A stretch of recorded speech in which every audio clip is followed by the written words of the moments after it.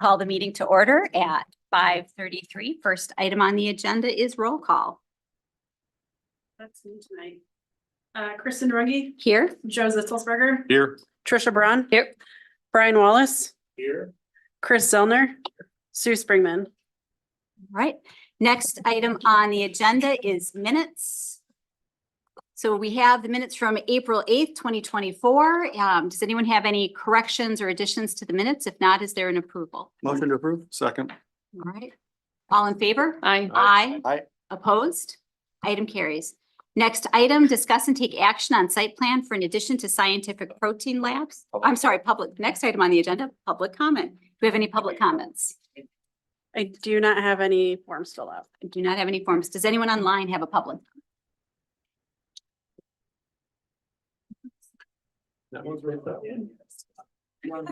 If you're online and would like to make a public comment, please use the raise hand. All right. We're good. Okay, no hands are raised, so public comment is closed. And first item on the agenda is discuss and take action on site plan for addition to Scientific Protein Lab, 700 East Main Street. And this was brought back from last month. So Lauren, I believe you present, and then we do have some representatives here today. Yep, so this was before you on April 8th. There have been no changes since then. You did have some questions regarding the site plan. So we have someone from Scientific Protein Labs here to answer any questions that you may have. This is for a 15,000 gallon stainless steel enclosed holding tank and secondary containment structure, new concrete pavement at the truck loading area that incorporates spill containment, and a new 24,000 gallon concrete containment holding tank. All right. So with that, on Scientific Protein Labs, do you have any presentation or are there any comments that you would like to make? No? We have no formal presentation. Okay, We're happy to answer questions though. all right. So what questions do we have, Plan Commissioners?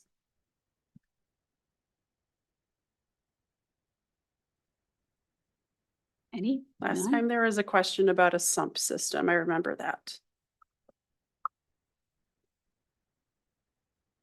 And so from what I understand is that it's not directly connected to storm sewer, but can be pumped as long as it tests negative for any contaminants.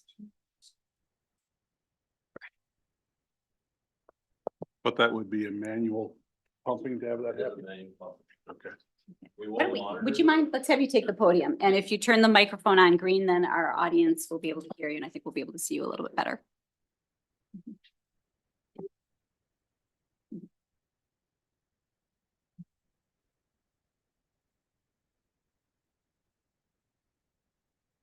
Do you want to read? Yeah, I'm gonna share it in a second. Okay. We're coordinating. Okay.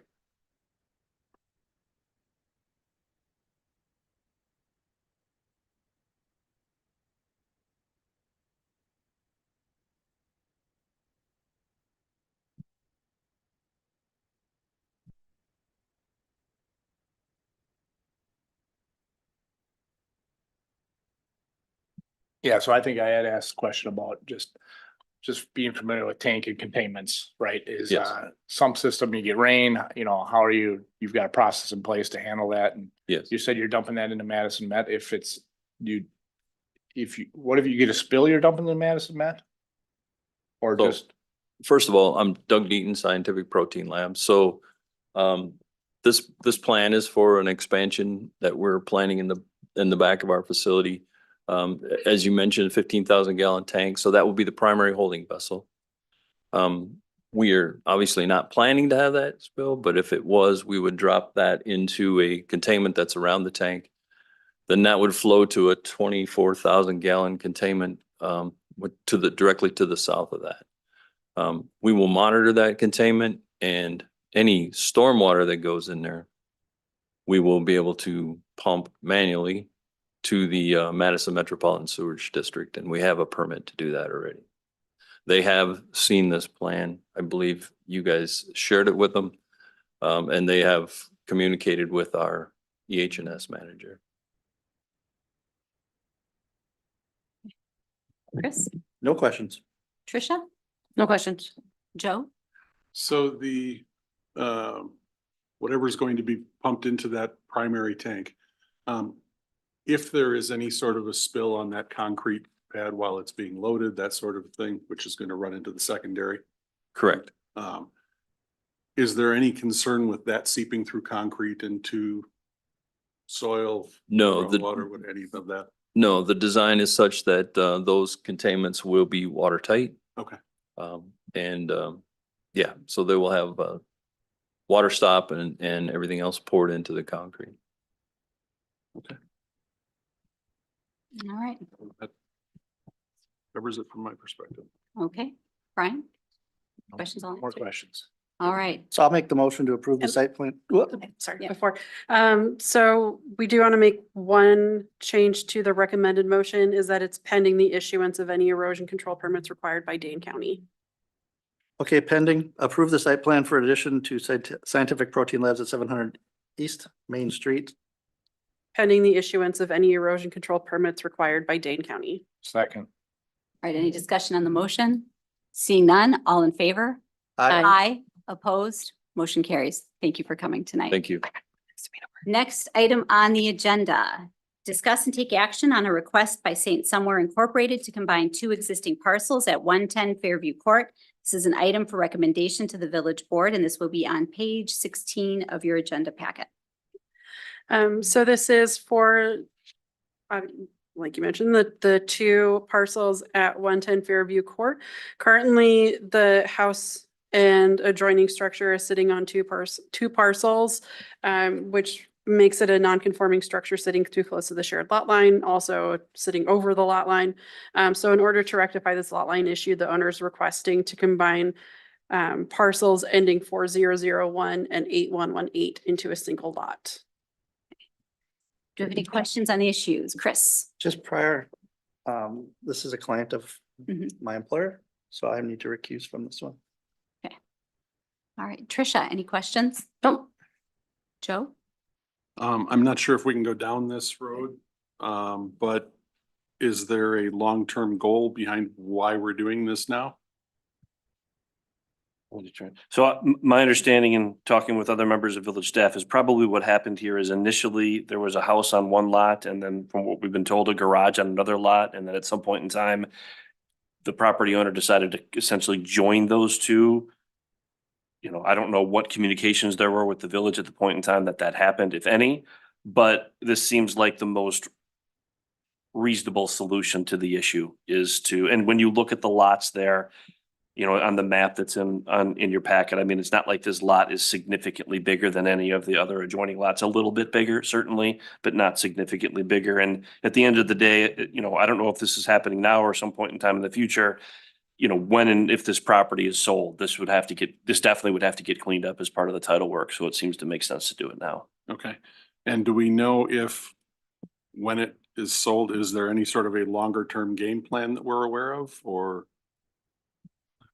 Not that we're aware of, but I mean, if they wanted to change I think this is residential, if they wanted to change the use, you know, it would have to be rezoned in all likelihood. And I guess I'm not sure what is adjacent to it on the right-hand side in the map. Clearly on the left-hand side, there's other homes. So, you know, we'd have to evaluate it at that point in time. Okay. But I don't think we're aware of any request to change the use of the property at this time either. Okay, thank you. Ryan, any questions? No questions. Seems straightforward to me. All right. And likewise. So based on that, do we have a motion? Or we have a raised hand on Zoom? We are past the public comment period. I So- think but is this person Is this related to this? Jenna? Jenna.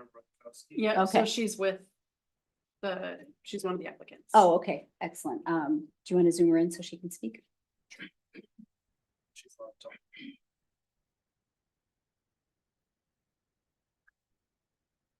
Right. Hi, yeah, Jenna Rakowski with St. Somewhere. I was just gonna mention that right now there's no plans to do anything specific with the lot, but for future sale, we need it all on one parcel. So he touched on it perfectly.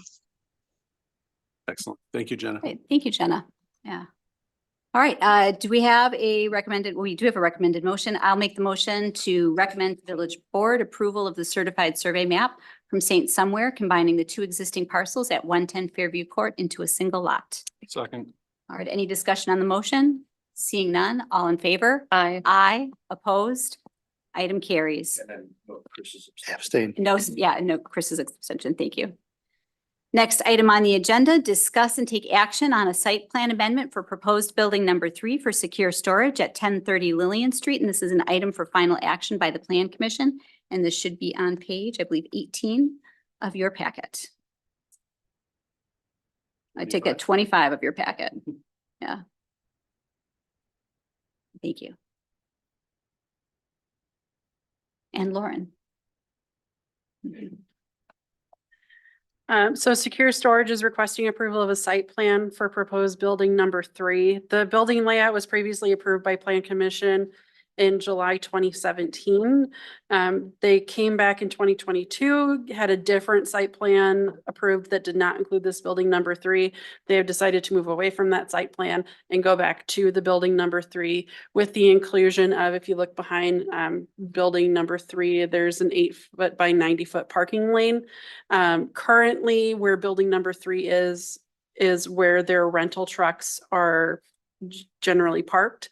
They would be moved to that parking lane in the back. Oh, go ahead. I was just gonna say, and back in July of 2022, 2 conditional use permits were issued for this property, one related to the truck rental and one related to just the use of the property for, I think its primary purpose, which is the storage. And so even though you can act tonight based on the motion that was prepared, before anything can really happen here, they're gonna have to come back and get amendments to the conditional use permits. And even if they are minor amendments, it's by our code, it still has to go through the Plan Commission. And I would note, and I'm not saying there's anything wrong with the site plan at all, but when you look at, for example, the conditional use permit that was issued for the truck rental business, I mean, we definitely have some language in here regarding screening and things of that nature. And so that once the application is filed, that's something that we'll have to evaluate at a staff level. And it is something that the applicant is aware of. We've been in conversations with them. They decided to move ahead with the site plan. And then if and when that is approved, go ahead with the amendment to the conditional use permits. All right. Right. So thanks. Questions? Do we have anyone here from the? Yes, excellent. Would you mind if we have questions? I'm just going over a little bit of what your plan is. If there's anything in addition to what we read in the packet that we'll need to know. I think everything's pretty well covered. Sorry, Art, secure storage. I think you pretty much covered everything that we're looking to do here. The previous approval, costs were way too high with excavation and concrete work with the retaining wall. From 2022. So we're looking to expand into this space, which omits a lot of those costs. Okay. And it's practically ready to go. All right. So with that, what questions do we have, Plan Commissioners? Joe, do you have any questions? Most of mine were around the truck rental stuff, and I think that's been pretty well covered. So no, I've got nothing else. Trisha? Nope, I'm good. Have to relocate a boat, but that's okay. Chris? No questions, all good. All right, Brian? No questions. All right, I don't have any questions either.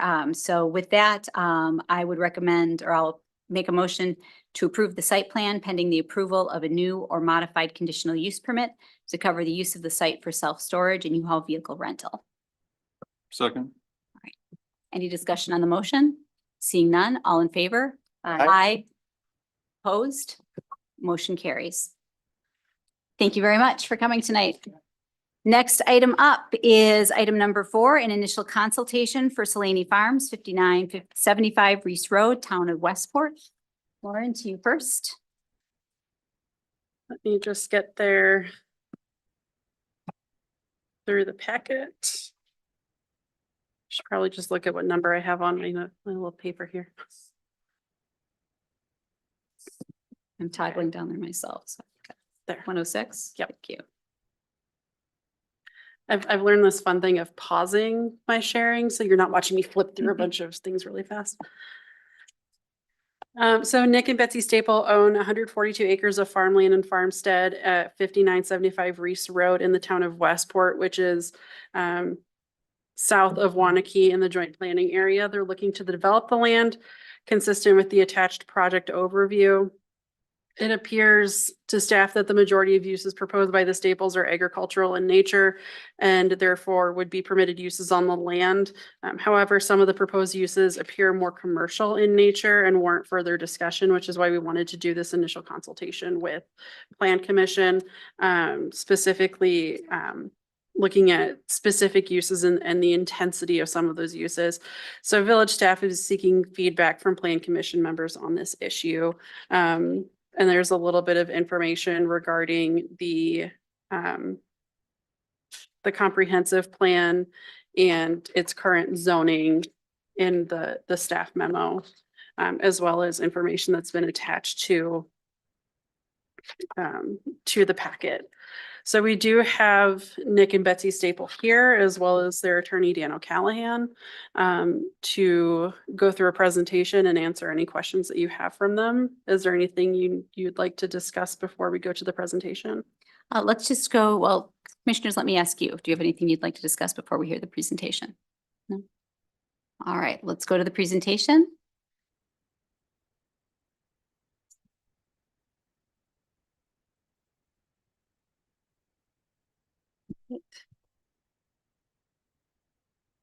Hi, everyone. Hi. Thank you for having us here today. I'm Betsy Staple. This is my husband, Nick.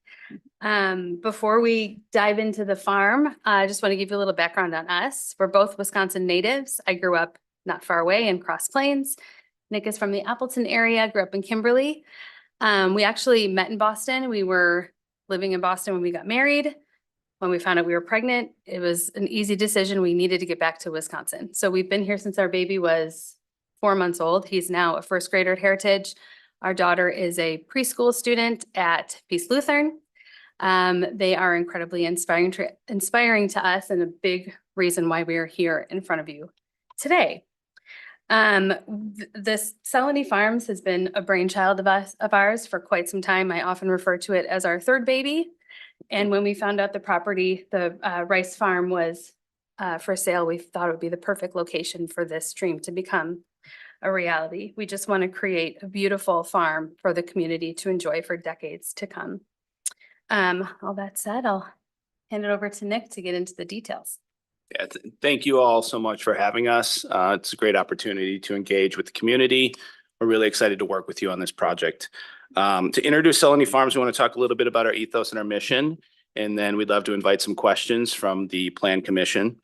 Cellanie Farms is launching a vertically integrated regenerative farm in the town of Westport, Wisconsin. Our purpose is to bring the community together to honor our partnership with nature, buffer availability of fresh produce, emphasize the relationship between agriculture, the environment, and human health, and provide processing space and new market opportunities for regional growers. Cellanie's mission is to celebrate direct interaction between producers and consumers. We offer a modern alternative to big box grocery outlets and intermittent farmers markets by providing a location and programming that encourages local consumers to return to the roots of the food that they consume. Our mission is responding to a societal shift away from globalization and provides opportunities to deeply engage and strengthen our community as we celebrate the best aspects of our agricultural heritage. Wisconsin has strong agricultural influences, as we all know, and that history lays the foundation for Cellanie. However, like many industries, farming is not immune to societal, economic, and technological shifts that are occurring in the 21st century. Cellanie aims to make the most of this changing environment. Not long ago, in the time when our parents and grandparents were children, it was commonplace to visit the corner store for produce, dairy, meat, and eggs. Buyers knew sellers by name and often from whose farm, kitchen, or butchery each product originated. The food looked like what it was, and buyers implicitly understood the quality of products based on their familiarity with each grower and seller within the community. Varieties were selected for flavor and type, not shelf stability and color. Today, Americans subsist on hyper-palatable processed food created in a laboratory from derivatives of monocrop commodities like corn, soy, and wheat, all subsidized by the U.S. government with U.S. tax dollars and processed and sold by the industrial food system. These precisely engineered products short-circuit our digestive processes and brain's reward center to promote addictive eating behaviors that contribute to the rise in obesity, diabetes, and other related metabolic disorders, plus cardiovascular disease, cognitive decline, several forms of cancer. Unfortunately, popular slogans like, "I bet you can't eat just one," and "once you pop, you can't stop," are all too true for most people, especially me. Furthermore, the ecological repercussions of monoculture agriculture reverberate far beyond the confines of human health. This agriculture results in the depletion of biodiversity, obliterating natural habitats, and countless plant and animal species. This disrupts ecological balances, rendering local ecosystems more susceptible to the impacts of climate change and exacerbating the vulnerability of communities that rely on those delicate ecological networks for their sustenance and livelihoods. In contrast to mass-produced food from industrialized farms, diversified farms like Cellanie have tremendous impact in fostering community health. The products from local farms overflow with nutrients and flavors, offering an experience unattainable from generic supermarket fare. Moreover, the close-knit relationship between farmers and consumers nurtures a sense of trust through transparency, assuring communities of the integrity and freshness of their food. With an emphasis on sustainable and regenerative practices, diversified farms serve as islands of biodiversity, enhancing the function of local ecosystems. By nurturing the soil, we mitigate the risk of soil degradation, runoff, water contamination, and air pollution, thereby curbing detrimental impact of industrial agriculture on the environment. Networks of diversified farms within a community bolster the resilience of local economies, invigorating communities and promoting connection. By providing employment opportunities for many, regional diversified farms promote socioeconomic stability. Through farmers markets, community-supported agricultural programs, and harvest celebrations, farms like Cellanie facilitate direct interaction between producers and consumers, fostering a sense of camaraderie and mutual appreciation that transcends the mere exchange of goods. Cellanie's transparent farming model will encourage interaction by offering you-pick opportunities in accessible, fully functioning production farm market, and opportunities for producers and consumers to interact. Each harvest allows us to embrace our instinctual need for connection to each other, our food, and to nature. Cellanie is an independent business supporting local self-reliance, community, and reactivation of the human spirit, rooted in food production. Our farm is a pocket of stillness in a suburban setting, providing invaluable opportunities for everyone to experience the power of regional diversified food production. As we continue to navigate the complexities of modern existence, Cellanie will serve as a beacon of hope, reminding us of the intrinsic value of preserving our connection to the land and nurturing our relationship with the natural world. We hope you'll collaborate with us on what is truly a for the community, by the community venture. Betsy and I have worked diligently to align the goals and programming of Cellanie Farms with the joint comprehensive plan established between the village of Waunakee and the town of Westport. Based on what you just learned of the farm, I'm sure you'll agree that Cellanie will meet and exceed many of the objectives listed in the plan. For example, page 49, section 3.2, preserve as open space, key parcels. Agriculture is the primary preferred use in open space. Page 64, objective 1.1. Existing farming areas and open spaces will be preserved to the maximum extent possible. 1.2, protecting green spaces and farmland and community separation. 1.6, area designated as community separation zone should be maintained as agricultural and open space. Finally, on pages 50 and 51 of the Joint Comprehensive Plan, we talk about farmland and farming, and that its preservation will be a vital component of our rural community character. Farming operations, especially family farms, will continue to thrive. The last point I'd like to call out from the Joint Comprehensive Plan is in section 4.2, probably our favorite. Encourage sustainable and organic farming practices, especially as part of a strategy to increase farming revenues by serving customers in the Madison metro area with local produce through community-supported agriculture programs and or self-pick crops such as apple orchards. Cellanie plans to bring all of these to the local community. We hope you'll agree that we're the perfect embodiment of the village of Waunakee and the town of Westport's goals and objectives for the community separation zone, as well as agricultural preservation. The modern notion of an organic regenerative family farm serving local customers is not just permitted, it's actively encouraged by the comp plan. Betsy and I are so glad that the village and the town had the forethought to encourage individuals like us to bring an amenity like Cellanie to the local area. From the bottom of our hearts, thank you to those who worked so diligently to craft the comprehensive plan. Finally, thank you for allowing us to present today. we'd like to welcome any questions on the farm. Thanks. Before we get started with general questions, do you mind walking us through the site? Lauren, page, I think 112 of the packet has an overview of the site. Yeah. So this is what you've submitted that we're providing feedback on? So I think we want to go back to the bigger site plan, which may be one page back. There we go. There we go. Correct. So the site consists of 142 acres. That includes the 3 square parcels that are each 40 acres, and then the half parcel on the west, which is 20 acres. The farm has been in agriculture for upwards of 100 years. We have aerial photography from 1937 showing row crop operations, drain tiling, etc. The farm includes on the eastern side a drumlin feature with woods, and it's abutting 6 Mile Creek. And so it's an environmentally sensitive area to us. One of the first things that we're doing, in fact, hopefully tomorrow, if the rain holds off tonight, is seeding a prairie on the 31 tillable acres in that the eastern 40. So that's the land that abuts the Carriage Ridge horse stables. We also have the North 40. We've done some work in studying the local ecology and delineated wetland in those areas. We've also, through our work, delineated a navigable waterway coming down from the subdivision to the north and through that North 40 on about a 45-degree angle. We're very happy that runs through the property. It brings a lot of ecology and diversity in species, and we intend to protect that. It's a main tributary, certainly important for drainage, but also a tributary of 6 Mile Creek. With the remaining parcels, that's where the farming will take place from an organic regenerative perspective. We've carved out areas in this plan for apple orchards, pears, other perennial fruit crops, berries. And then to the south, we have production fields where we'll rotate annual vegetable production.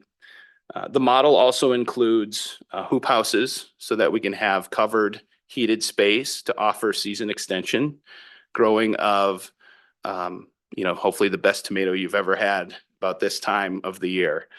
The egg building will support washing, packing, and storage of those vegetables. We do have a modest parking lot and farm roads adjacent. We've done work with our engineers, fantastic group at JSD Professional Services, to study water movement across the site. And we're exaggerating only slightly some natural landforms to make sure that we're appropriately dealing with stormwater that would arise due to the slight increase in impervious surface that's called for in this plan. To the north and in the 20-acre parcel, that's the existing farm stand or farmstead. So those who are familiar with the property, perhaps driving on Highway Q and looking towards the east, we'll see a house and some older farm style buildings that exist currently on that site. That's the area where we're putting our barn farm stand, and it includes a circular drive for efficiency as well as a silo plaza. It's a very neat concrete silo that we don't quite have the exact date of when it's been poured, but probably closer to 100 years ago than 50 years ago. It's in fantastic shape. We want to preserve and protect that as best as possible. So we've created our initial designs for the site around that silo. In addition, there is a corn crib that that came as part of the purchase of the site. It's a fantastic looking corn crib in great shape. The previous owners had actually clad it in vinyl siding, and it's kept it nice and protected. We will, expose it and preserve it. And we plan to move it so that folks enjoying a U-Pick day will use that as their entrance to our fields as they come and experience a harvest for the first time, perhaps. So we've got a lot of work ahead of us. What we've done here is created a master plan, and we're engaging with the town and the village on this concept. The first work is starting soon, and it's related to the agricultural side of the business. I think everyone here probably assumes, but just to make sure everyone knows that this is currently agricultural zoned. So, really all of the agricultural side of the work we're doing, is proceeding. So we're looking for feedback on the other aspects of the farm. Yeah, I got a crash course in regenerative agriculture over the weekend. From someone who knows really the field really well. So when we're looking at this, there's the agricultural portion, and then there's we've met several times, and they said, here are the things I think are going to cause some heartburn. Kind of when we met on, I think it was this past Thursday. So the production orchards, the production fields, the prairie restoration, all of that is pretty traditional agriculture. Lauren, could you go to the next page? So this, in the upper left-hand corner, the farm, that's all right. PDFs are never as smooth. Yeah, so they should be. Yeah. Yeah. So on the left-hand side, the circular drive, the parking, the stormwater basins, the existing wetland, which is already there. I think this is the part that I think we've probably spent the most time discussing when we've kind of had pre-meetings up to today. And so could you talk a little bit more about what that barn and farm stand is, what the uses of it will be, how you imagine it being put into play as far as your vision is concerned? Yeah, so, it's an important building for us. It's designed or conceptualized, I suppose, the way it is in order to celebrate the silo, as we previously discussed. The building is multifunction, and so it's meant to be the point at which the public is welcomed into Cellanie. We plan on hosting educational seminars there. There's plans for a commercial kitchen to aid in the processing of some of our food. When you think about having an apple orchard, you naturally think about derivatives of apples and what else could we bring to the community. So we want to use that facility to offer additional products and processing as part of our offering to the Waunakee and Westport communities. It does include a very small farm market area where we anticipate selling our produce directly to the public. We'd love to have them come in and grab, a melon that was picked 6 hours before and tell us it's the best one that they've ever had. And so, it's designed in such a way to promote access and celebrate agriculture. We do have plans to serve food that's made from our products to the local community using that silo plaza in that building as well. That takes multiple shapes and forms. You could imagine, food trucks on the lawn and a modest size event where, we're celebrating a certain harvest, for example.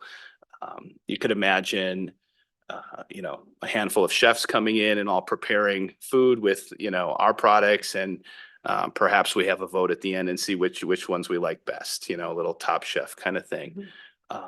So, that's how we plan to use it. It will provide educational space. We do plan on offering summer camps for local school age kids so that they can experience the transformative, experience that basically all of our grandparents grew up with.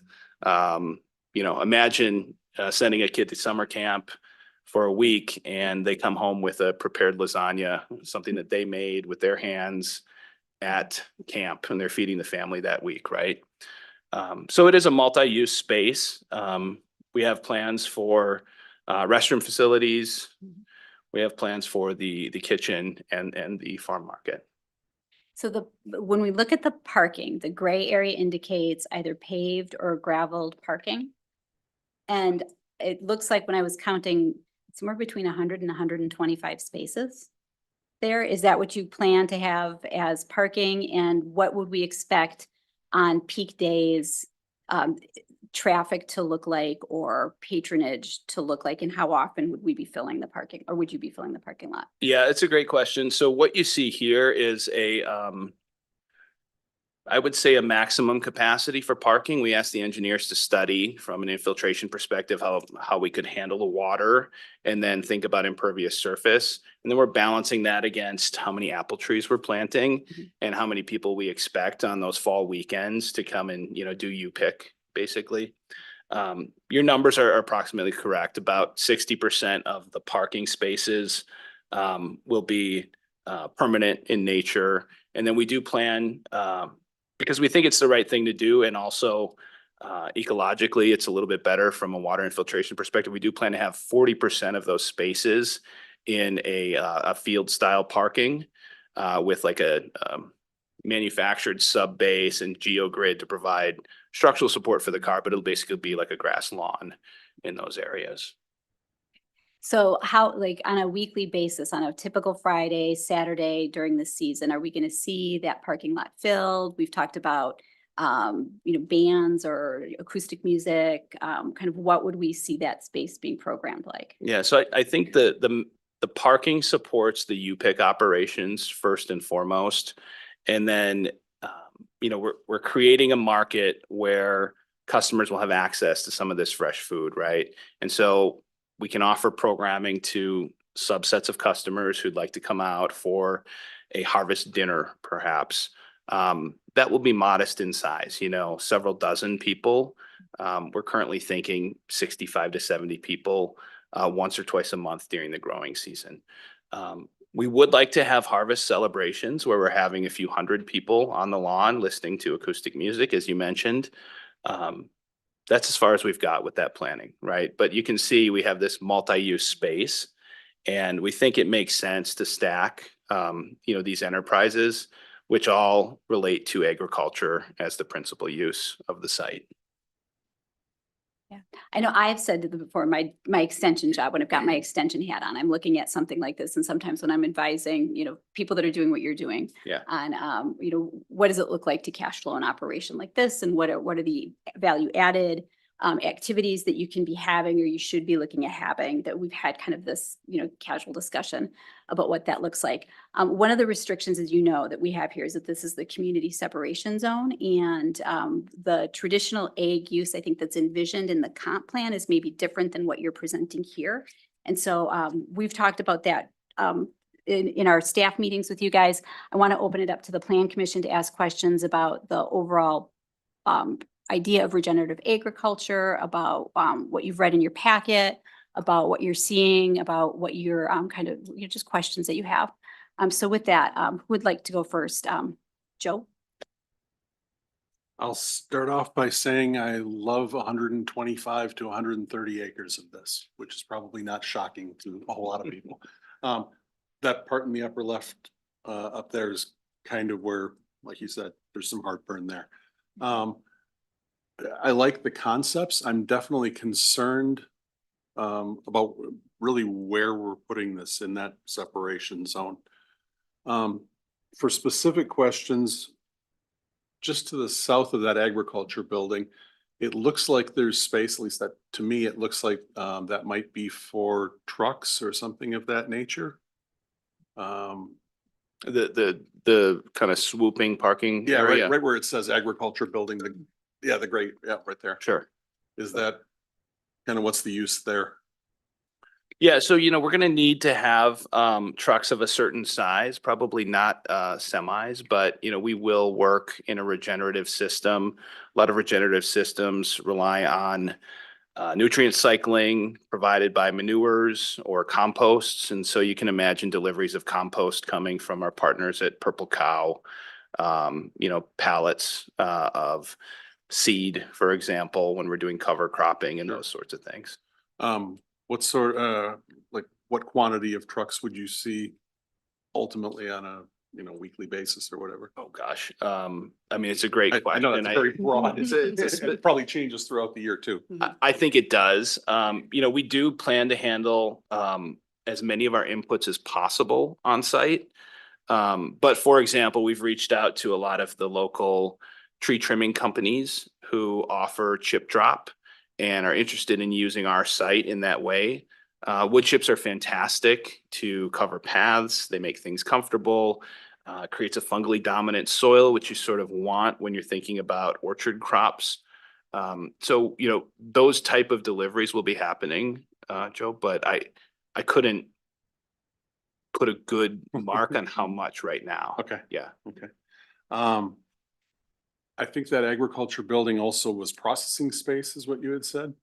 Yeah, processing means washing, packing and storing. Okay. Yeah. You did mention a commercial kitchen. Would that be in that same building or is that up in the kind of half round or somewhere else? Yeah, so we're contemplating designs right now that could place that kitchen in either building. And it really depends how we want to pace growth. We're also considering mobile commercial kitchens. You know, there's a lot of options available in this space, fortunately. And, you know, we need to figure out how much processing beyond washing, packing and storing we'd like to do with our products. Sure. And what the community demand will be. Okay. This kind of leads right into it, I guess. Between the processing and the commercial kitchen, you had talked about music out there. Is there any sort of a vision for a restaurant or something of that nature on this site? I don't want to run a restaurant. Thank you. I we- worked in the restaurant business in college and I'm over that. And we know a lot of great people who do so and they have the demeanor for it and I think we don't, right? You know, that being said, we do want to have the ability to, you know, serve food on a limited basis for select events like harvest dinners. Okay. Yeah. This is probably more of a question for staff, but for those events, we'll start. Would you envision alcohol or anything else being available at those? Yeah, we do envision serving alcohol. Okay, and then I would assume they need to go through the standard process of whatever permits and things to get that done. Yes. Okay, I think right now it'd be with the town of Westport yes, for that. okay. That's everything I've got for now. Trisha. I look at this as like a compliment to what Schumacher has done on the other side of town and how much they celebrate what that brings into the community, just in the celebration of agriculture and a place to have things like, I know both of my kids went to prom and had their like receptions there and bring events into that. So kind of bookending the community and that I don't have probably the similar concerns in terms of the commercial use, just because I think it's going to be so focused on like everything else that's going around it and what is happening in that area, almost more of another location to have community events and celebrations and just educational programs and everything that was described. I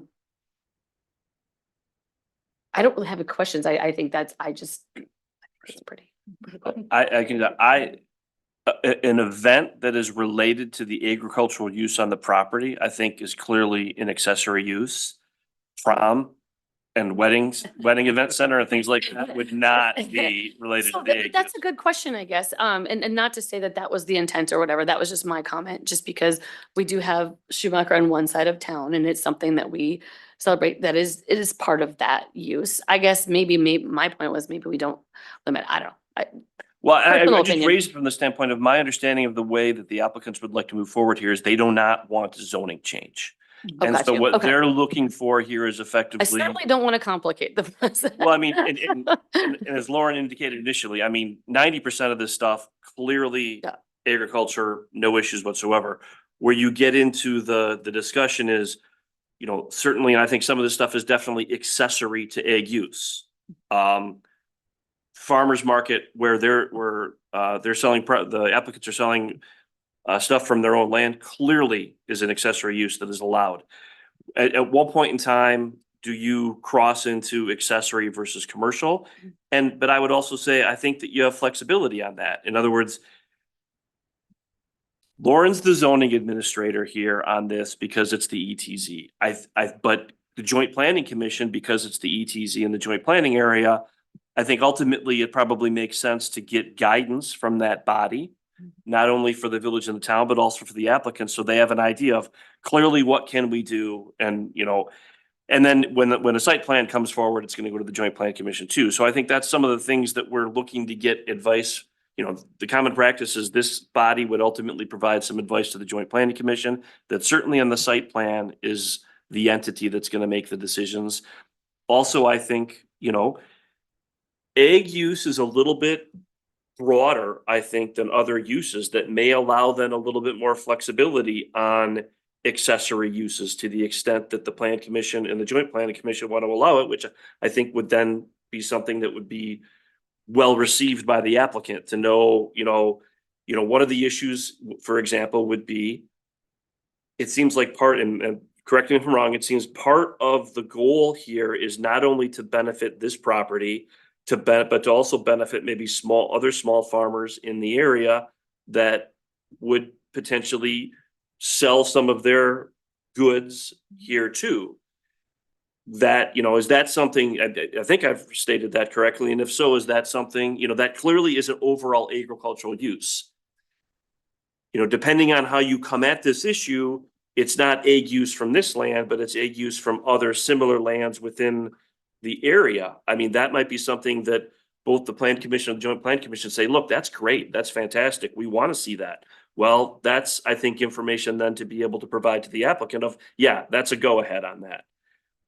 Other things, and I don't want to get too far down the road on that, but at some point in time, you would cross a line where it's gone past an accessory use. And now we're doing things like, and I'm not suggesting that you guys want to do this, but I heard Purple Cow mentioned before, like all of a sudden, if we're taking goods from Purple Cow that somebody could get in Ace Hardware, and now we're selling them at this site, may still be good because it's agricultural in nature, but have you crossed that line into commercial? And I don't think that we necessarily have, that's why we're here tonight. And I think that's why it ultimately will come back, is looking for guidance from the plan commission and the joint plan commission, because we do believe that there is some flexibility here and some scope, because it's agricultural, that I think provides a little bit more flexibility maybe for the applicant than, let's say, if we're talking about an accessory use to what is already a commercial use, where the scope is a little bit more narrow. And so I just want to kind of give you a little bit of foundation as to why we're here. That I would also say that the applicant has been very forthcoming in answering the questions that village and town staff has had. And I think we've been able to work through a lot of stuff. And now we're just kind of at that, 5-yard line on maybe some of this stuff where it's, where do you end up? Brian, if I may, thank you for those words and that framing. I think that's exactly what we're looking for, is a little additional confidence as we approach the site plan, to kind of yield some additional information. I mean, we obviously are not going to wave a magic wand, as if anyone has one, and poof, this all exists tomorrow, right? We need to approach this development in a responsible way. And so it will be phased, right? So I think there's opportunity for us to show you how we intend to serve the community in a stepwise fashion, and, come back on some of these additional pieces. It's one thing for us to stand up here today and say, we're not going to run a restaurant, but, we need to show that to you as well. And if there's additional decision gates where it makes sense to re-engage, we'd like to do that. All right, Brian, do you have any questions? Well, I guess, first and foremost, as Joe stated perfectly, 120 plus or minus acres here, I think, is awesome. I would be curious on the farming capabilities of the remainder of the land that currently is shown as prairie. Not for me to decide if it's feasible to put more on there, but the concept of having some agriculture area, and I look at this concept and I think, if you're gonna have the size of the farm stand and stuff with what you've showing for fields, and the number of events or opportunities for farmers to come seems small in scale to me. When I think about orchards and stuff like that, or production fields, and again, not for me to judge, it just seems small when you talk about what you had described as a vision of what this might look like. We'd be happy to offer some comment on that if you'd like, unless you'd like that to just. Well, I can continue. So that was one thing, I just looking at that from a general scale, because you've got, basically 80 plus, probably closer to 100 acres of, just prairie land. In essence, I get there's some wetlands and other things that are going on there. So, as far as the, I'll call it the convening area, the farm stand, the plaza, the parking, the greenhouses. seems large in scale considering the rest of the property as far as what you're gonna be able to produce and what kind of events might go on. And I'll be honest, where my mind went right away when I saw this is that I remember the developer to the north talking about his area there about this, something similar to this, not necessarily the crop part of it, but a farmer's market type of thing. And there's that competition, right? There's the competition with the Dane County's farmers markets. And you talked about having other farmers from the area come in and sell stuff, but they're already doing that, right? And in the area in the county. And are they gonna move from there to this spot just for this area? You know, where are they gonna get the foot traffic to sell that? Again, not for me to judge whether that's gonna work or not, but that's one thing that goes through my mind. We think And competition's a good thing. well, I don't, yeah, that's what the world was built on, so. Absolutely. You know, but I just, you know, again, I went to a vision where like, okay, if there was a farmer's market type scenario just in the village, right, just north of you, like how that could work with each other. Again, not going down a path that we need to go down, but it just seems like it's a large scale for the minimal amount of acreage that's being produced or used for production. Yeah. Not sure what, like, you know, again, another area where my mind went is it was Mother's Day and wife had to go get flowers and she goes down to Ebert's and, you know, spends a lot more than what I wanted her to spend, but that's a whole different conversation. But you know, that complex is immense, right? And it's greenhouses on greenhouses, but it fits for the area down there. And I think it fits for the spot and, you know, there's not a lot of pavement. It's all gravel or, at least it appears that's the way it is. How can something like this, you know, not that it's gonna be a flower place, but you know, comparable or comparable type of business or application. I'm torn, really. I'm torn. I could go either way on it. So. Well, thank you, Brian, because it offers us an opportunity to clarify a little bit. And, you know, this is a different style of production. When you look at the orchards or apple orchards of maybe our youth, you imagine, you know, trees that are spaced in like a 25 by 25 grid or 30 feet by 30 feet between trees. Trees are allowed to kind of canopy out and expand. And, you know, when you're little, it's really hard to reach any apples, right? And even as a grown person, half or more of the tree is inaccessible. Modern growing systems are different. High density is an important aspect. And so whereas apple orchards of yesteryear would put maybe 100 trees per acre, we're planting these trees in a 3-foot row spacing, 1,000 trees per acre. And so they're set on a trellis. And we create a fruiting wall. It improves sunlight penetration into the apples. You get better ripening, more even sugars across all of the fruit. And since it's only 10 feet tall, most of the apples can be picked by hand by customers, right? So you think about like the amount of production, and that's why it's totally different.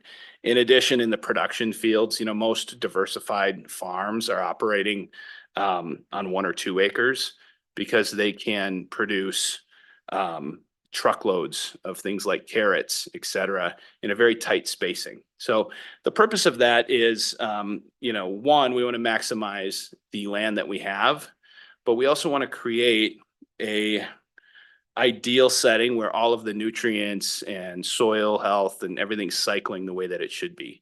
It's a mix of hand labor and mechanized labor. So to your point, you know, mechanized farms on row cropping do need more space.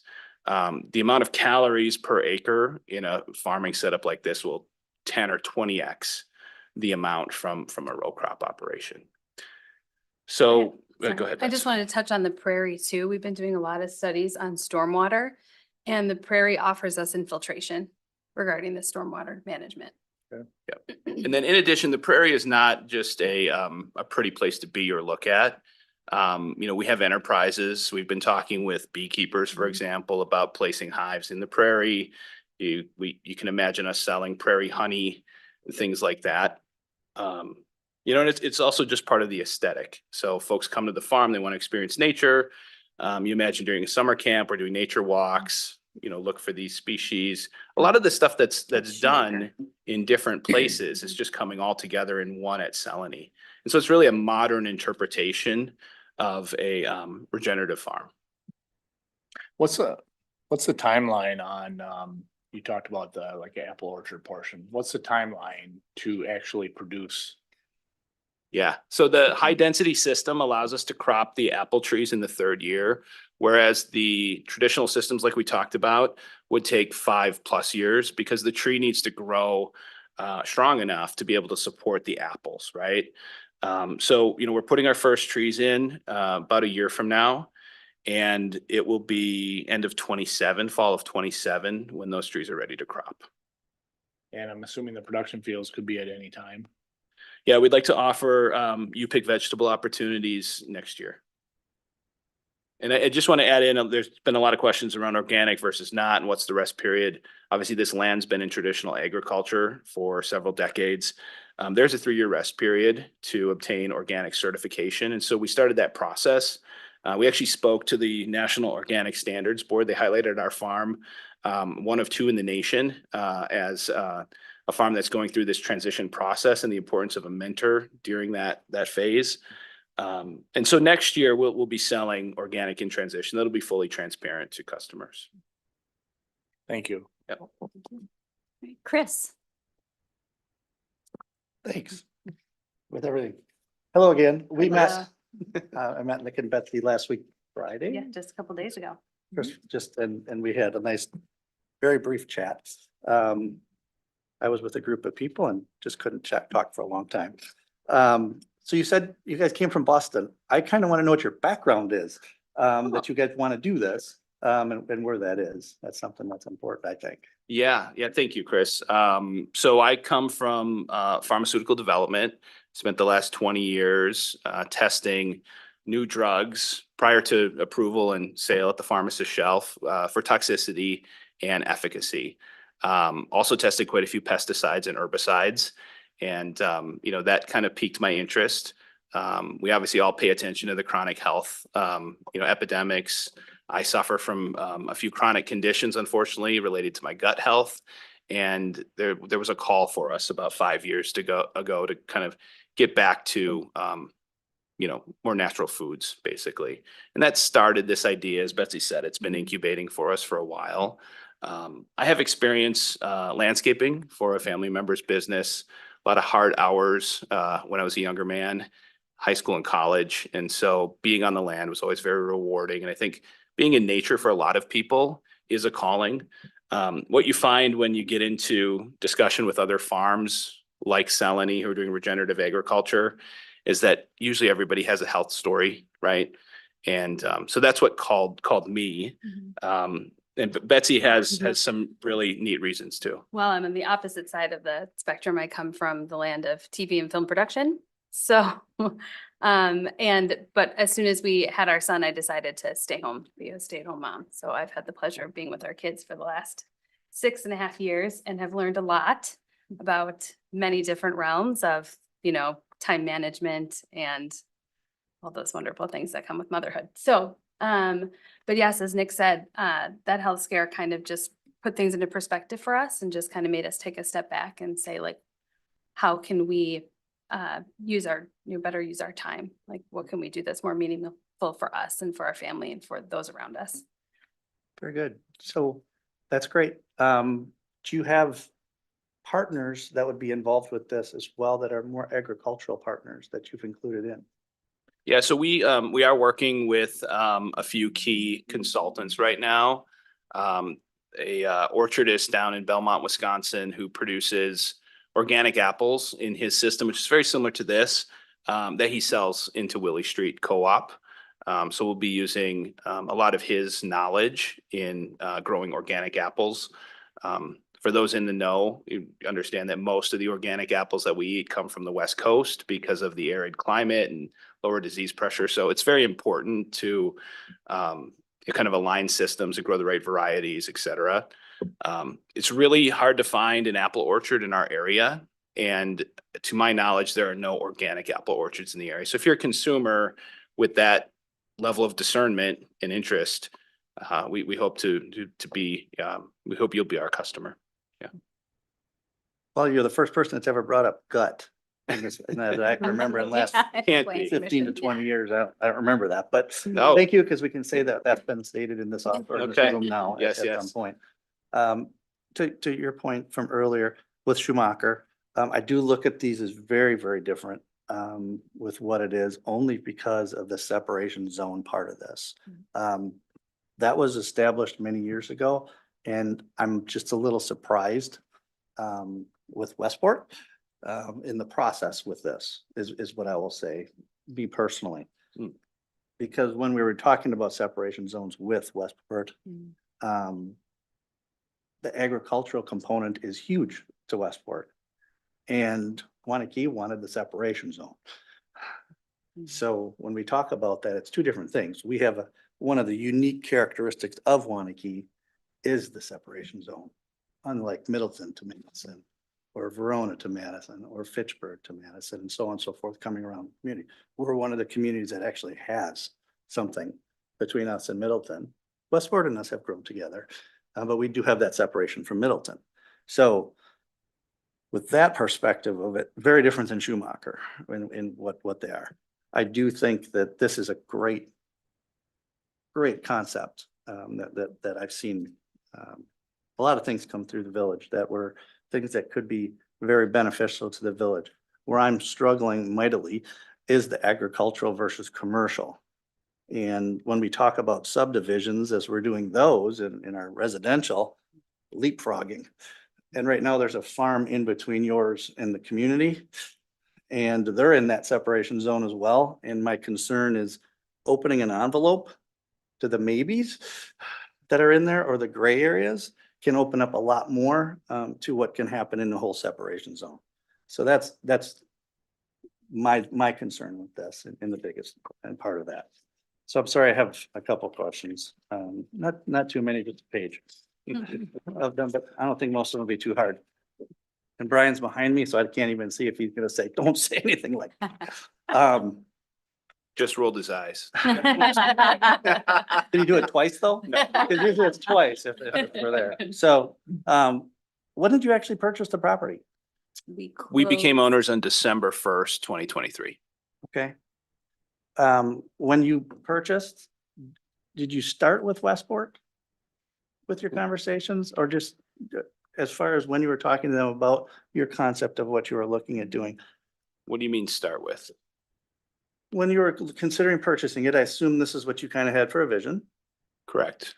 And when you went to Westport and talked to them about the intended use, did they bring up that this was in that zone to you right away? So the discussion with Westport really kind of started in two phases, and not to go into too much back history, but we were planning this farm in a different location in a joint planning area between Westport and Middleton.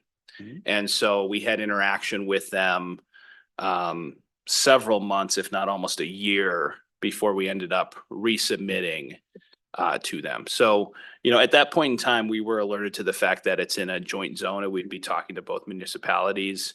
And so, when we resubmitted, and I think that was November timeframe, they immediately sent the information. I think it was Tim Semin and Westport administrators who were communicating at that time. Okay, so you knew it would come before these bodies, before you purchased. Yeah, and we were also comfortable with the fact that, as Brian was alluding to earlier, agricultural zoning allows a wide berth for these uses. We see Cellanie as a modern interpretation of an organic regenerative farm. Okay. Would you agree that some of this probably could be perceived as commercial in use? I don't think so. And the reason is because it all has a root in the agriculture that's happening on site. Now, we're just talking about that in concept right now. We haven't shown you that. So I understand that, that could be a concern, but I think once you see us operate, that feeling or concern will be diminished. Okay. So as far as your, I'm trying to think what you called it, when people are coming for the gatherings. Harvest celebration. Thank you. The harvest celebrations. Do you envision that being your homegrown organic foods, or could it be that others are coming in with that? You brought up food trucks, so food trucks will be coming in. I hear food trucks and I think, well, this is about as commercial as it gets. And I see they're putting, that's an issue I have, with that. And again, it's that whole envelope of what we're opening for the whole zone, not just your parcel. Sure. I want to protect that.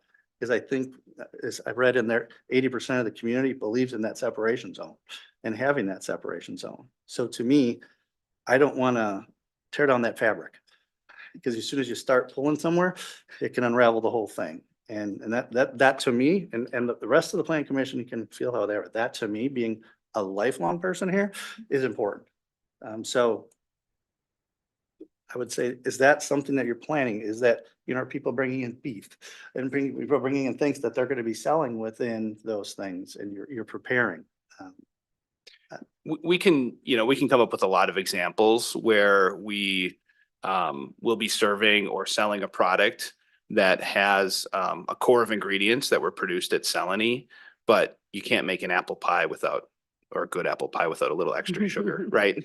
And we're not going to be, maybe it's honey for us, right? But we're not going to be able to stick to the letter of the law regarding everything that we're selling as a processed good, every ingredient coming from Cellanie. And I think that's understandable. Yep. Yeah. Yep, that part I totally Right. agree. If you want apple pie, you're gonna have to put certain things in it. Maybe some ice cream, Yeah. right? And- And cheese. I don't Well, know. ice cream could actually be agricultural. I Within that, so I'm just trying to share what my comments can be towards you and what staff can hear. I do think the residents have liked that unique part of Waunakee, where that we do have the separation. You live, I'm assuming you're living at the farm, maybe you're not gonna live at the farm? We are not living at the farm right now. Okay. We live in the community of Bishop's Bay. So you kind of live in the separation zone a little bit from us. There's space that's out there. I would ask if staff has spoken to any of the other separation zone folks, because I know in the past they've wanted to develop things and we've said no, hard line to them.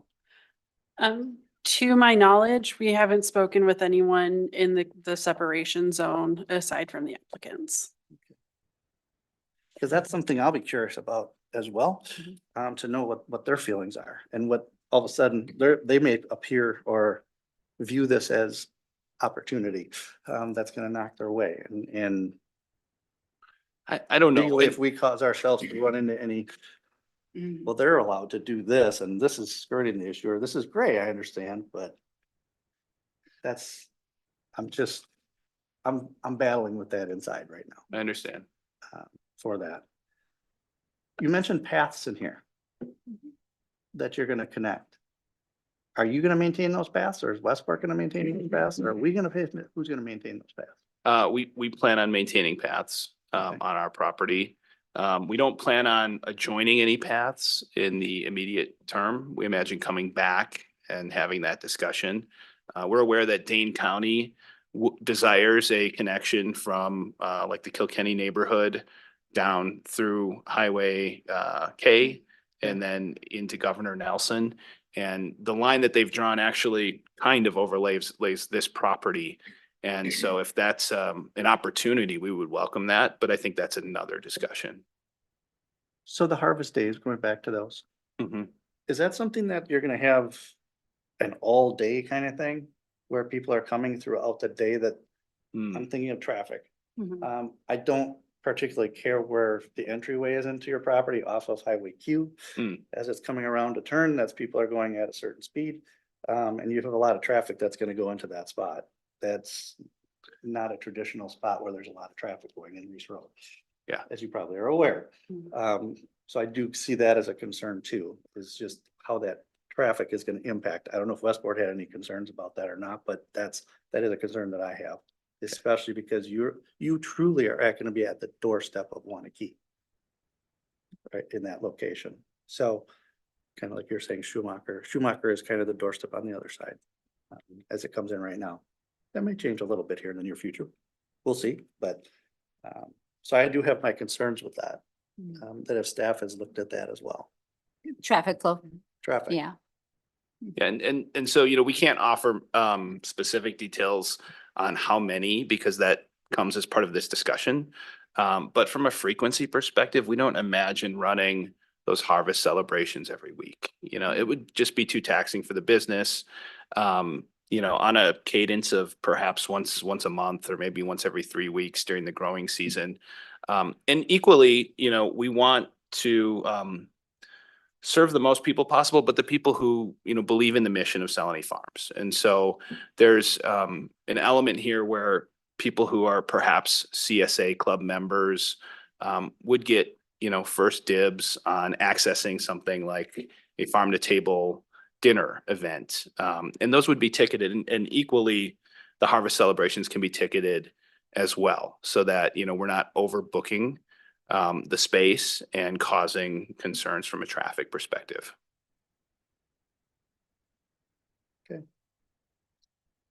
Really, I mean, I think I've said what my concerns are, and I love the concept. Like I said, I'm a little concerned about a few things that are setting a precedent Mhm. for what we potentially goes. And maybe I'm wrong with that precedent. Brian would have to help me with that on our legal side. Yeah. You know, Right, does it but- set a precedent if we have some of the other families that Well, are I mean, around we're there? just Does Talking it- about here, I mean, to be honest, so to be. A lot of the conversation so far is focused on essentially everything that's gonna be done on the property is primarily gonna be based on what is being grown on the property. And that's an accessory use under the, you know, so when you look at our code says, you know, when you look at permitted uses, agricultural use is defined in 91.01 sub 2 of the Wisconsin statutes.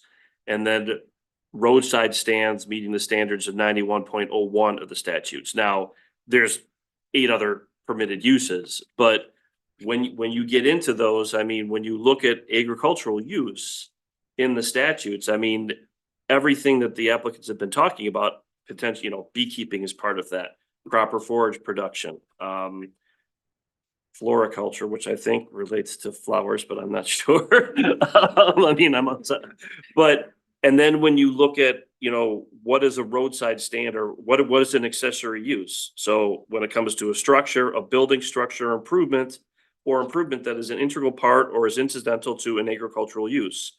And then when you talk about kind of more the operation, an activity or business operation that is an integral part of or incidental to an agricultural use. So, you know, like for example, traffic would not be Waunakee, I don't believe, because this is in Westport, but you know, the production orchards, you know, the U-Pick thing that apparently the parking is being built for. I mean, U-Pick is definitely an accessory to the agricultural use.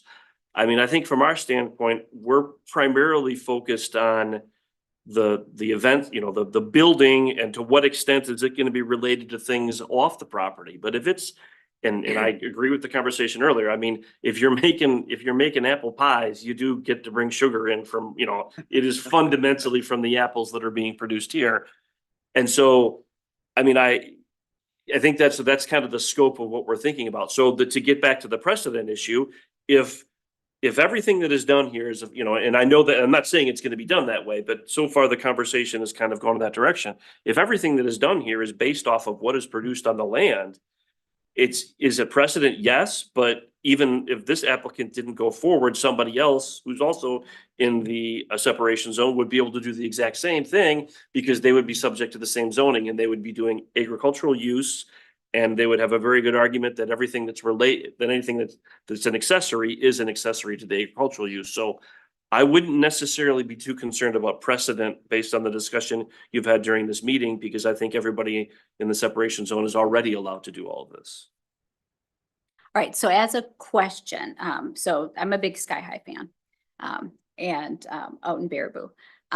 They have a limited time of year where they really have a lot of customers. They have a 25, 30 parking stall. And then the rest of the time, the business that, you know, they tried to open it year round and they just, I don't think had the customer flow. So they don't have it open year round. Is yours year round? We would expect to see something every week, or is it primarily seasonal? Yeah, it's primarily seasonal. So, you know, winter time is a time for us to regenerate ourselves. It's a time for the soil to regenerate. Sorry, I keep selling That's this. all right. but That's We're all right. passionate. Yeah. So, you know, we're not going to be open at the same frequency in the winter. There's just there's no market for it. Okay. Harvest dinners, an egg accessory use, Brian. I could go do yoga with goats at Sky High if I so choose. Yoga with goats, egg accessory. If you're putting me on the spot, I would say no. Okay. I get, there might be something out there that says that I'm completely wrong. To me, you have now crossed the line between, I get maybe the vet, and I don't know, I don't do yoga, so. I don't either. I don't either. But so there is kind of a line that we could cross there, that we could say, like, this is clearly. Well, and again, I think that's one of the reasons why We're doing we're this. here, and that, again, I don't know if this is gonna come back. I don't know what's gonna happen moving forward. If there's not a zoning change, the only thing that would come back would be the site plan. Mhm. I think that probably would come to this, the standard process would be that would come to this body for advice to be able to provide to the Joint Plan Commission, but that ultimately is the Joint Plan Commission's decision. I think that what everybody's hoping to get out of these discussions is the guidelines, knowing that, yes, there, at some point in time, somebody may, something may happen, and that's all, and whether it's Waunakee or any community on a zoning decision, that's where people step in from a zoning administrator standpoint and said, whoa, you got a permitted use here, and I think you just crossed the line into something that's not permitted. But to the extent, I think for the town, for the village, and for the applicant, if we have a clarity, and I'm not sure if I know that there's been some discussions about this, hours of operation, is that, or what's the Plan of operation. plan of operation? Mhm. If as a zoning tool or something, you can have something, we've done it in the past. I'm not suggesting that we necessarily do it here, but I know that when we rezone certain land downtown, and I know that we're not having a rezoning decision here, but we did have a document that said, look, we're going to allow you to rezone this property because you're agreeing that you're going to limit the use of your land to these specific commercial uses because the village wasn't willing to open it up to the entire breadth. And so that worked for that applicant. They said, yeah, I'm fine with that because now I'm getting what I need. And I understand I'm not getting the full commercial breadth of the C1 district, but I'm getting a limited. We theoretically could end up with some sort of document here if it makes sense for all three sides to say, clearly this is allowed, don't do that. Again, to me, that's where we get into I think that farm to table dinners where it's, the vast majority of the food that's being eaten is from this property is an accessory use. Then I don't think food trucks food trucks to me, and that was the first time that I've heard this, and maybe I'm misunderstanding that now food trucks are commercial.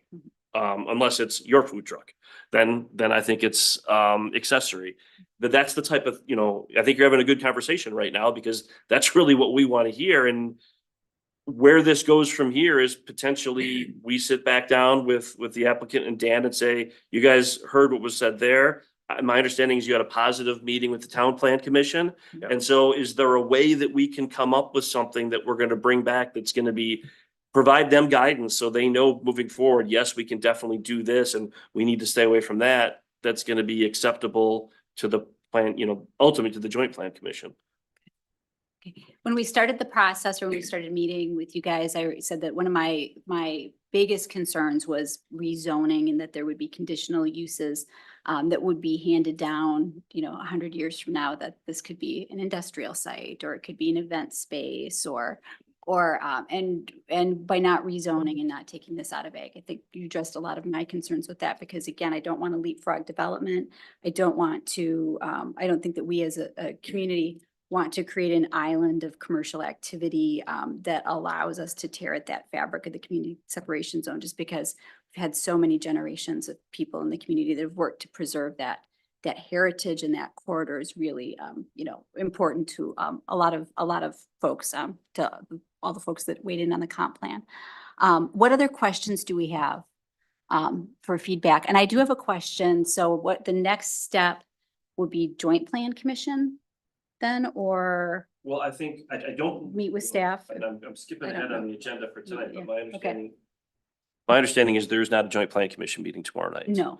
So I think probably next steps are going to be more village staff, town staff going back with the applicant is saying, okay, how do you all want to move forward? I definitely, I think the conversation has been fairly positive tonight. So I definitely think there's the possibility of Joint Planning Commission is ultimately, well, Lauren is ultimately the decision maker from a zoning perspective. She's the zoning administrator. It's totally reasonable and happens many times where a zoning administrator is saying, look, before I want input and maybe significant clarity from the ultimate decision maker. The ultimate decision maker here is the Joint Plan Commission if Lauren's not going to make the decision. And it may be that we want to sit down with the applicant and say, all right, let's put together a list, or let's put together something to give everyone comfort. And if at a staff level, it's like, hey, this makes a lot of sense, then we have the ability to run it through probably the Town Plan Commission, come back here and go to the Joint Plan Commission. And if everybody looks at that list and says, hey, we got comfort with that. Now, I've simplified this quite a bit, but that is, that's a potential. Because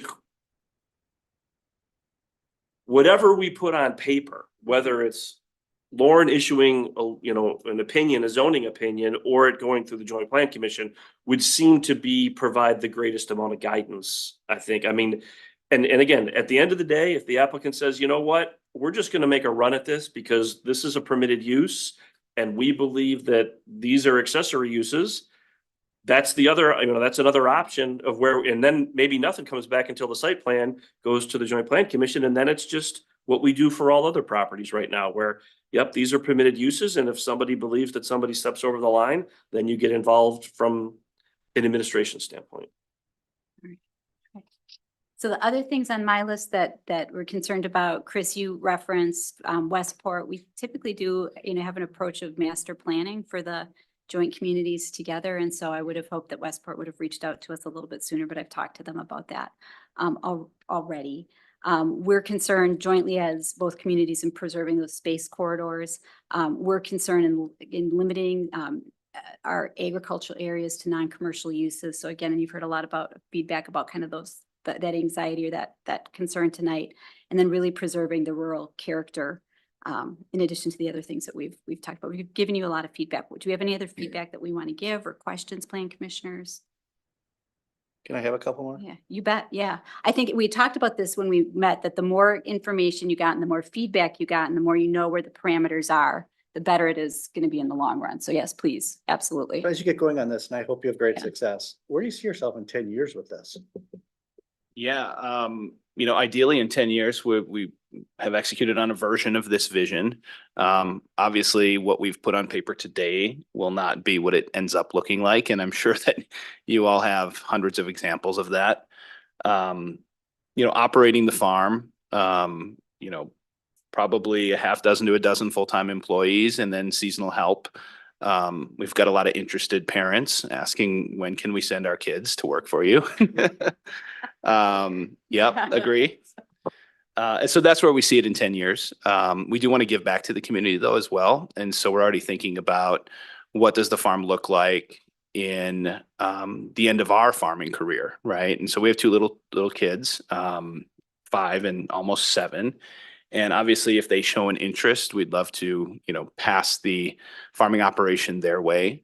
We've also considered things like ESOPs and, structures so that the employees could buy the farm, right? And kind of build folks up from that perspective. Farmers are historically underserved, and farming generally, especially commodity crops, is not a very profitable enterprise for the farmer. Profitable for the people who make the inputs, not for the farmer. So that's where our mind goes. We see, executing on this for the next 20 years. That was it. Is it? All right. Anyone else have questions? No? Joe? Not so much a question as I guess sort of a comment. In my head, this is like Clarkson's Farm, if anybody has seen that show on Amazon. There's just a lot of similarities of wanting to, a farm store, and ultimately they ended up with a restaurant and everything. So there's a lot of sort of components that go into that. But overall, I think this is a great plan. I like where you're heading with it. It's really kind of what Brian said, getting into the more specifics of really what are those accessory uses. And I think if we can come up with that list, that's a great place to be. Thank you. Have seen the show. Our alcohol consumption is lower than Clarkson's. Yes, good thing. Right now. Um, If I may, I just want to thank everyone for the discussion and the feedback. We don't want to be in a position where we are making an assumption about presumed zoning and then testing the limits and having a different discussion later after we've done something that folks would have liked to weigh in on earlier. And we do see it in a stepwise fashion. And so, we probably will, through our evolution, come to this body, whoever is existing on this commission in the future, and ask some of those questions, but in a collaborative way. Yeah. So thank you all. Thank you. All right. Thank you very much. We appreciate it. And we'll continue to chat. That's impressive, Dan. I'm impressed that you didn't speak to. They did a fantastic job. This is the exact conversation we wanted to have. We're not asking for anything. We're here just presenting information, answering questions. So we appreciate that. Lots of good considerations. And Chris, I don't think this farm is going to set the precedent for the community separation zone. I think the community has set the precedent in its comprehensive plan, where you talk about wanting to preserve that zone as agricultural in perpetuity. And this is an organic family farm that's going to be in that community separation zone, hopefully for a long time. So hopefully living and fulfilling that vision that's in your comp plan. All right. Thank you guys very much. Appreciate the time and appreciate the conversation. What have we got left on the agenda tonight?